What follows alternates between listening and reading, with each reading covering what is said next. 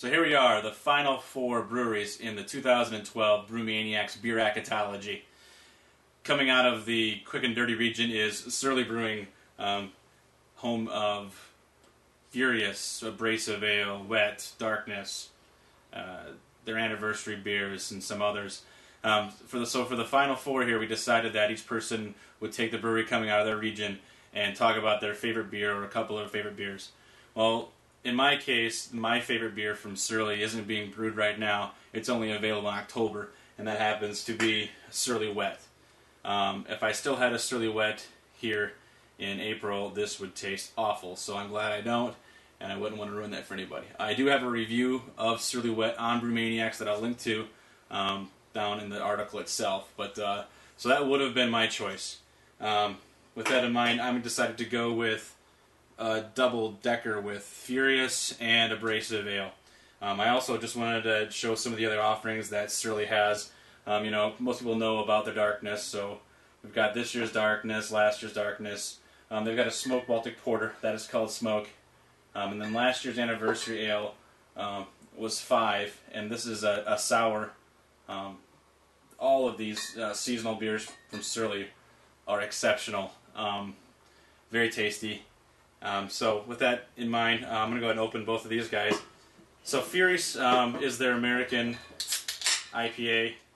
It comes in at, I think, about 6.5% ABV, right around about 100 IBU.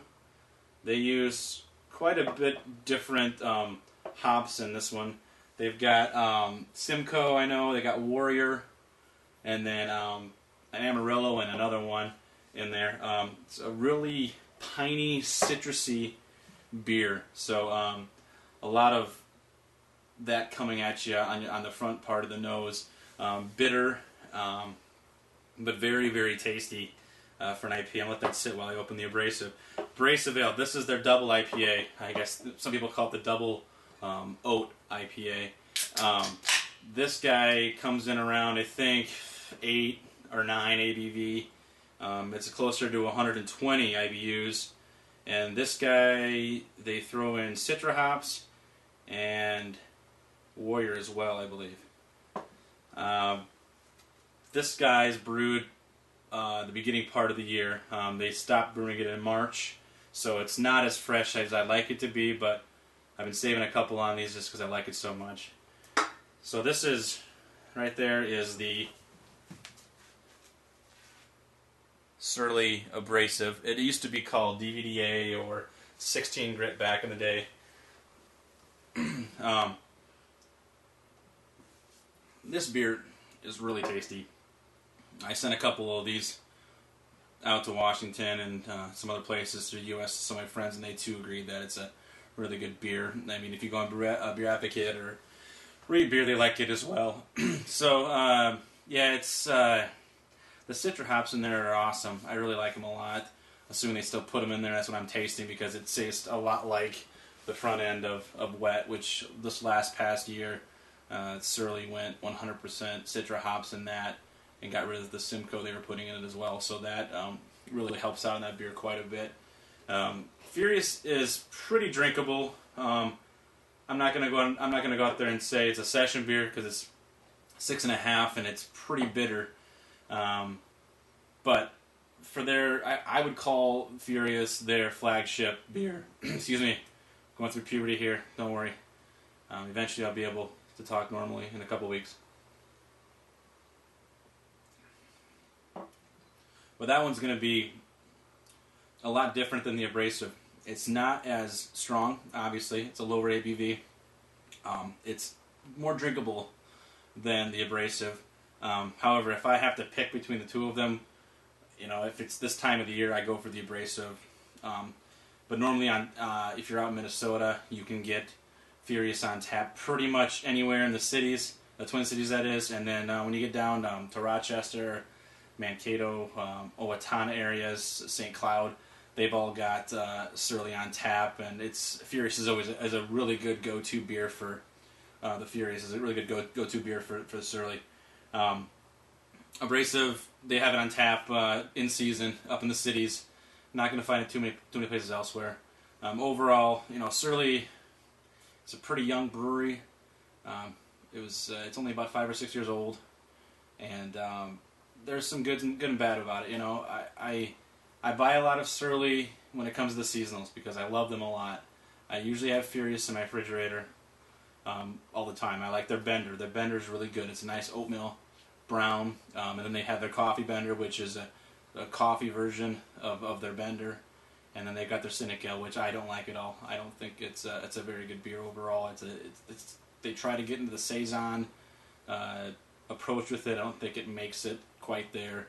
And for $10 for a 4-pack, I think that's overkill for that beer.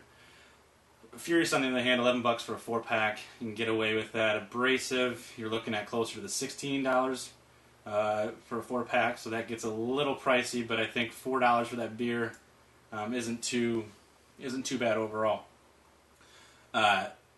Again, Omar and Todd up there, they know what they're doing. They've got a vision. They're going to putting this new brew house in, so that'll be big for them, and a brew pub where they're going to be able to serve their beer, and they'll have a restaurant and whatnot. So they got that going on. They're able to change Minnesota state law to make that happen. So that it kind of explains in detail how much drive they have and how they like to get things done. On the other end, you've got a little bit of arrogance on their part, for good or bad. I know that they butt heads with some people, whether it's distributors or other liquor stores or whatnot. They had run-ins with those before as well, but it's tough. When they branched out to Chicago and they branched out to some places outside of Minnesota, people loved their beer and they wanted more of it, and the problem was they didn't have enough of it, and so they had to pull back, and then that's where they got into kind of a little bit of trouble. I know down in Rochester it's tough to get any Surly that's really good dates. I mean, you look around and you try to find a Furious on the shelf, doesn't matter where you go, that Furious is going to be at least a month old. Whereas you head up to the cities, you can find it within a couple weeks normally. The wet that I bought this last year, I got it 1 day old because I was in the cities. When I came down to Rochester, it took us 3 weeks to get it, and it was 3 weeks old. It's a big difference when you're drinking something like wet when it's 1 day old versus 3 weeks old. So that's kind of the struggles we're seeing with Surly in that regard. I mean, you got a place like Andy's Liquor in Rochester. They've been around over 75 years. They're one of the oldest liquor stores in the state, and they still struggle to get Surly in a timely manner. So that gets frustrating to me because in Rochester, that's my go-to store. So you have to make the trip up to the cities to get fresh, good Surly. That gets frustrating. But their beer itself is phenomenal. I don't have any arguments or anything to complain about Surly as far as that goes. And I've been on their tours before. I support their brewery. But there's definitely, I think when it gets to the point when they get that new brew pub up and they get a bigger brewing capacity, they'll probably be able to make some amends with the bars out there and the liquor stores that aren't getting them. There's liquor stores up in the cities that still don't have Surly. It's a very long waiting list, and I understand from a business purpose that's what they have to do. But getting back to the beer itself, Surly makes great beer. I think it's one of the best breweries in the Midwest, if not the U.S. They don't necessarily, go by any standards of their beers. I mean, nothing really fits into categories. I think Furious is their closest thing to anything that really sits in a style in that American IPA. Also, their Darkness, which is, their Russian Imperial Stout, that is a pretty dead on in the category of a Riz. So, just overall, I think it's a great brewery. You got Abrasive, you got Furious, you've got all the ones I showed you. There's many more that I didn't bring up that they have as far as seasonals, but I think the ones in front of you are the best. I think between Darkness and their anniversary ales are really good. Their 4 before came 5. That was a milk stout. That was pretty decent as well. So I'm excited to see what they come out with 6 this year. And yeah, that's it. So Abrasive, Furious. We'll give them one more drink.